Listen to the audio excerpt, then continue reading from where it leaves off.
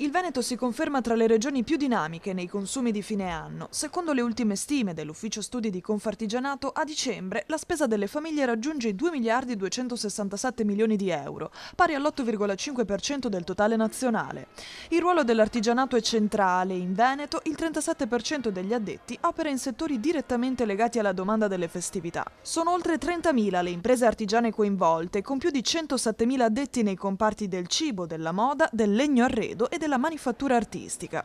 In questo contesto, Confartigianato rilancia la campagna Acquistiamo locale. Ma noi speriamo che tutti i cittadini del Veneto, delle nostre province, vadano ad acquistare prodotti artigiani, perché sono prodotti di qualità, tanto che questi prodotti recentemente sono stati anche riconosciuti dall'UNESCO, quindi motivo maggiore per andare ad acquistare e consumare prodotti italiani, da quello che riguarda l'enogastronomia piuttosto che tanti altri prodotti come regali. A livello territoriale Padova guida la spesa con 427 milioni di euro, seguita da Venezia e Treviso.